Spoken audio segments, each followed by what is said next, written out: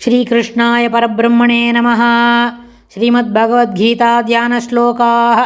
नमोऽस्तु ते व्यासविशालबुद्धे पुल्लारविन्दायतपत्रनेत्र येन त्वया भारततैलपूर्णः प्रज्वालितो ज्ञानमयप्रदीपः प्रपन्नपारिजाताय स्तोत्रवेत्रैकपाणये ज्ञानमुद्राय कृष्णाय गीतामृतदुहे नमः। सर्वोपनिषदो गावो दोक्ता गोपालनन्दनः पार्थो वत्सत्सुधीर्भोक्ता दुक्तं गीतामृतं महत्। वसुदेवसुतं देवं कंसचाणूरमर्दनं देवकी परमानन्दं कृष्णं वन्दे जगद्गुरुम्। அடுத்தது 16வது அத்தியாயம் தைவாசுர சம்பத் விபாக யோகத்தில் 24வது ஸ்லோகம். தஸ்மாத் சாஸ்திரம் பிரமாணம் தே காரிய வியவஸ்திதௌ ஞாத்வா சாஸ்திர விதானோக்தம் கர்ம கர்த்தும் மிஹார்ஹசி.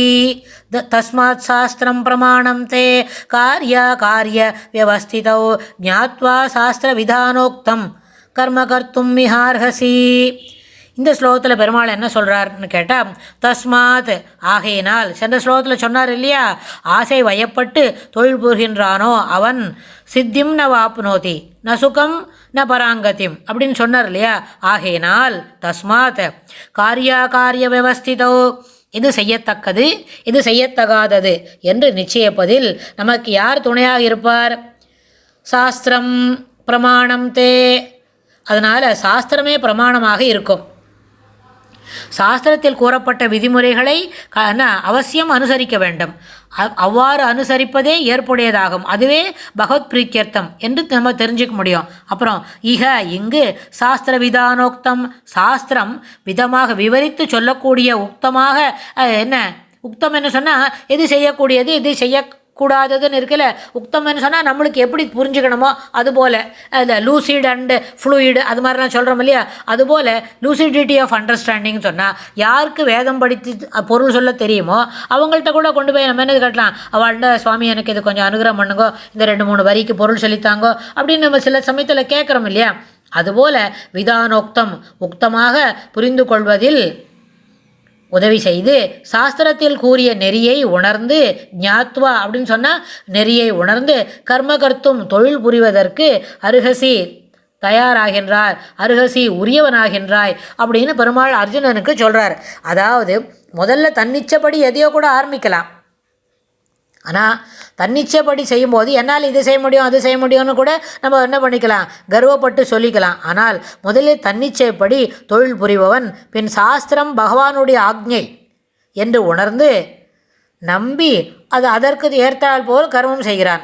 பின்னர் முடிவில் பகவதிச்சையே அவனிடம் தொழில் புரிவதாக உணர்ந்து தன்னிச்சை என்ற ஒன்று தனியாக ஒன்று இல்லை, எல்லாமே பகவதுடைய ஆக்ஞை, பகவானுடைய ஆக்ஞை மட்டுமே.